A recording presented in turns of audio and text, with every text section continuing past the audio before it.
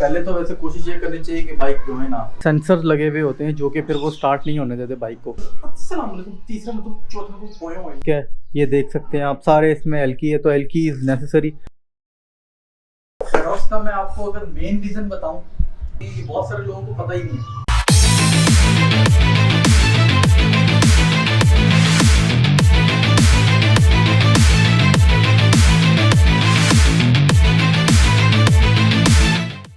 अस्सलाम वालेकुम। उम्मीद है सारे खैरियत से होंगे और गेम्स आज के इस तरह हैं कि वीकेंड नहीं है, वीकडे ही है। और आज मैं प्लान कर रहा हूँ कि मैं अपनी बाइक्स को साफ करूँ।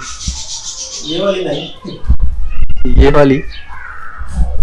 तो आज मैं आप लोगों को दिखाता हूँ कि ये बाइक जो है वो साफ होती किस तरह। ऐसा कोई हार्ड एंड फास्ट रूल नहीं है, लेकिन कुछ बेसिक चीज़ें हैं तो हमें फॉलो करना चाहिए और करना पड़ता है।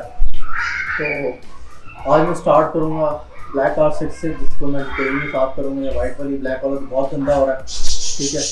तो बहुत सारे लोग क्या करते हैं, बहुत सारे लोग इन बाइक्स को धो देते हैं, ठीक है। तो इन बाइक को अगर आपने धोना है, पहले तो वैसे कोशिश ये करनी चाहिए कि बाइक धोए ना। अगर आपने धोना है, बहुत मजबूरी पड़ गई, कीचड़ से इस तरह ऑयल का निशान लग गया, तो आपने सिर्फ नीचे से धोना है, ठीक है।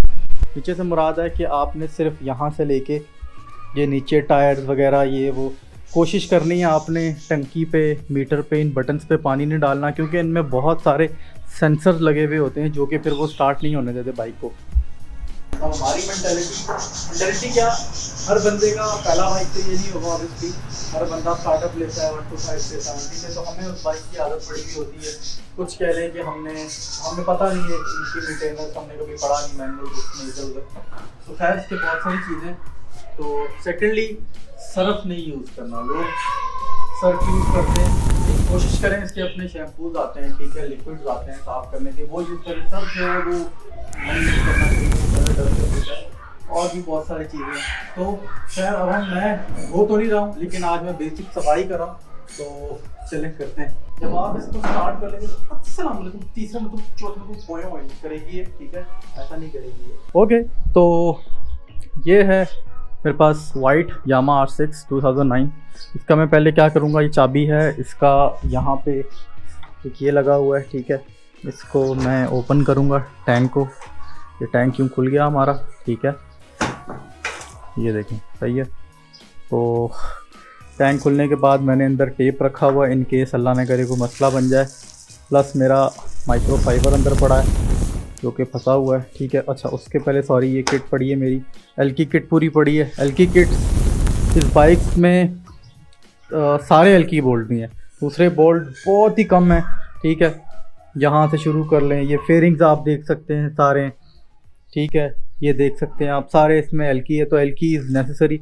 तो मैंने भाई ये प्रोफेशनल टूल किट रखा हुआ है एक एल्की, ठीक है। ये मुझे नहीं याद कहाँ से लिया था मैंने, तो ये मेरे पास एक पड़ा है। प्लस मैंने एक कपड़ा रखा है माइक्रोफाइबर, सही है। अब इसकी मैं एक तो ये माइक्रोफाइबर रखा हुआ है, ठीक है। अब पूरी बाइक पे आपने जो ऊपर की जगह है उसमें माइक्रोफाइबर यूज़ करना है, लेकिन जो नीचे ऑयली पार्ट्स हैं उसमें मैं क्या करूँगा, उसमें मैंने अपने लिए एक स्पेयर में कपड़ा रखा हुआ था। ये ठीक हो गया, ये देखें, सही है। ये रफ़ कपड़ा है, ये भी मैं बताऊँगा कहाँ कहाँ यूज़ करना है, ये भी मैं बताऊँगा कहाँ कहाँ यूज़ करना है, किस तरह यूज़ करना है, ठीक है। वैसे तो जो है इसका चैन भी लूप होने वाला था, ठीक है। तो चैन जो है वो थोड़ा सा टाइट भी है, ये आपको फील हो रहा होगा। हमारा मसला ये है भाई, यहाँ पे हमारे पास मैकेनिक्स नहीं है, ठीक है। मैकेनिक्स हैं तो उस लेवल के नहीं है, साफ सीधी बात है। तो इसमें जो है ना काफ़ी चैन लूज होना है, थोड़ा क्लीन होना है। तो मैकेनिक अपने हिसाब से कोई लूज़ कर देता है, कोई टाइट कर देता है। तो ऐसा प्रॉपर नॉलेज किसी को भी नहीं है भाई, कितना होना चाहिए कितना नहीं। वो हमारा स्टाइल होता है, ये ऐसे किया जी साथ जी, ठीक है। हालांकि बाइक में जो है वो थोड़ा सा लूप होना चाहिए। अभी देखिए ये टाइट है, ये किसी टाइम टूट भी सकता है, सही हो गया। सेकेंडली अगर मैं आपको ब्लैक वाले का चैन दिखाऊं तो उसका फिर भी कंपैरेटिवली इससे बेहतर होगा, ठीक है। ये देखें, तो इसमें इतना लूप हो, इतना ये देखें कितना ज़्यादा, इतना होना चाहिए, क्योंकि ये जब बाइक चलता है तो ये सर्कल में नहीं चलता, ओवल शेप में चलता है थोड़ा सा। तो ये सीन है, ठीक है। तो अब मैं इसकी जो है वो क्लीनिंग श्लीनिंग स्टार्ट करूँगा। टूल किट में पीछे रख दूँगा। अब मैं बेसिक सबसे पहले लेता हूँ माइक्रोफाइबर।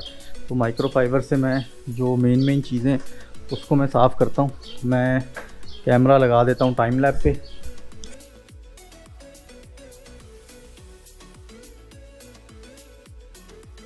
जो ऊपर वाले पार्ट्स थे वो मैंने माइक्रोफाइबर से कर दी हैं। ये रह गया तो सॉरी, ठीक है।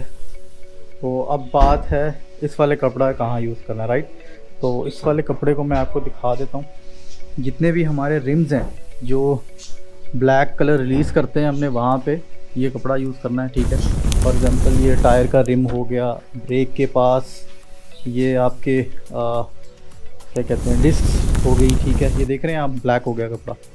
तो इस पर हमने पहले ये कपड़ा यूज़ करना है, ठीक है। और कोशिश करनी है ये कपड़ा यूज़ फिर ऊपर नहीं करना, ठीक है। ये बड़ी कॉमन सी स्ट्रैटेजी है लेकिन अक्सर लोगों को ये नहीं समझ आती। तो अब हम इसको ये देखें। अब मैं वाइट वाला पार्ट लेता हूँ, एक बार दिखाता हूँ आपको। तो वाइट वाले पार्ट से आपको आइडिया होगा कि ये देखें अब, ठीक है, कितना कपड़ा ख़राब होता है। तो इससे क्या होता है, स्क्रैचेस बाइक पे, गन, बहुत कुछ आ जाता है। चमक उठा है बाइक, चमक उठा है, चमका दिया है हमने, ठीक है। उसके बाद ये लोअर पार्ट्स, ये देखें ये वाले, ये सारे, ये हो गया आपका, ये जगह है ये इस तरह नीचे की, ठीक है। फिर पिछला रिम पेडॉक्स नहीं लगा हुआ, पेडॉक्स मुझे लगा लेना चाहिए था इसको। ये देखें, ठीक है, ये देखें कपड़े की हालत चेक कर रहे हैं आप, ठीक है। ये अंदर की जगह है सारी। तो ये मैं आपको काट के दिखा रहा हूँ, वरना ये डिटेलिंग बड़ी डिटेल में होने वाली है, सफाई, सही है। ये देखें आप, डबल VIP, ठीक है। ये एग्जॉस्ट वाले पॉइंट्स, ये आउटर सारे, ठीक है। ये जगहें, ये ऑयल वाली, ये देखें ये फुटरस, ठीक है। तो यहाँ पे माइक्रोफाइबर नहीं फेर सकते आप, ये पाँव रखने वाला, ठीक है। ये टायर के हिल के आसपास, तो ये सारा आप हमने इस गंदे कपड़े से किया। और गंदे कपड़े से फिर हमने कोशिश करके ये अंदर की तरफ वाले पार्ट्स, ठीक है, ये सारे। और अब जैसे अभी इस बाइक की जो कंडीशन है, ठीक है, तो ये थोड़ा सा धुलने वाला हो रहा है। तो अगर आपको स्टेन्स नज़र आ रहे हो हल्के हल्के, ठीक है, नीचे का तो साफ़ है, इतना वो नहीं है। ये देखें ये पार्ट सारा गंदा है ऑयल के लिए, ये हमने यहाँ से साफ़ करना है, ठीक है। तो ये इस तरह के छोटे पार्ट्स हम इस कपड़े से कर लेंगे। ये तो था कपड़े वाला रूल, ठीक है। रूल नंबर 2 ये है कि कोशिश करनी है आपने, जब बाइक साफ़ करना है तो बाइक पैडॉक्स पे हो। उसके अच्छी चीज़ें भी है, बुरी भी, देखें। उसका फ़ायदा ये है कि एक तो जैसे वो बाइक सिंगल स्टैंड पे खड़ा है, सिंगल स्टैंड पे खड़ा बाइक, आप टायर घुमाते हो, बाइक स्लिप हो सकता है, टायर नहीं घूमता, जोर लगता है, प्रॉपर चीज़ें साफ़ नहीं हो पाती। अब एक चीज़ जब डबल स्टैंड आप समझ लें पेडॉक्स, तो वो जब बैलेंस होगा तो बैलेंस पोजीशन में आप टायर भी रोटेट कर सकते हैं, अच्छी जगह पे क्लीनिंग भी साफ कर सकते हैं, बहुत सारे पॉइंट्स। अब जैसे ये बाइक पैडॉक्स पे है, ठीक है। अब पैडॉक्स पे अब मुझे बाइक को अच्छे से साफ करना है, तो मैं ये टायर का मैं घुमा दूंगा कि आगे पीछे भी आ सकता है, हो सकता है, ठीक है। कंपैरेटिवली ये बाइक, अब मैं इसको हल्का सा हिलाऊंगा तो बाइक स्टैंड से स्लिप हो जाएगा और ये गिर जाएगा। तो ये दो डिफरेंस है। तो पैडॉक्स बहुत ज़रूरी है। और एक और चीज़ पैडॉक्स का मैं आपको अगर मेन रीज़न बताऊँ, जब ये बेसिकली ये बाइक आपको पता है 100 फ़ारेनहाइट पे 200 फ़ारेनहाइट में चल रहा, 100 सेंटीग्रेड 200 फ़ारेनहाइट पे बाइक चल रहा होता है।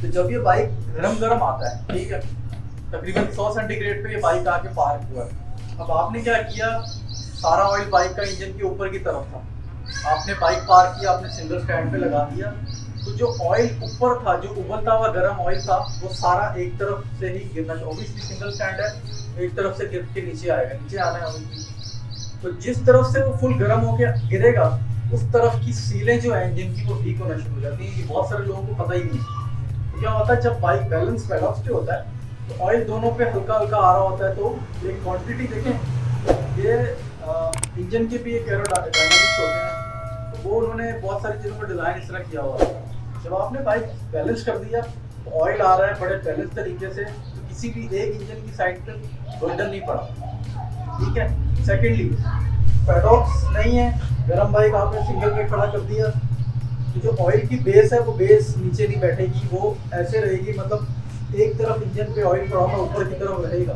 तो गर्म ऑयल जिस तरफ रहेगा वो भी इंजन डैमेज करेगा, प्लेट्स को डैमेज कर सकता है और भी चीज़ों को डैमेज कर सकता है।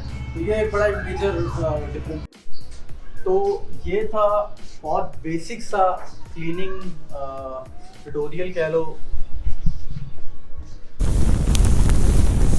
तो ये था बहुत बेसिक सा cleaning guide of Yamaha R6।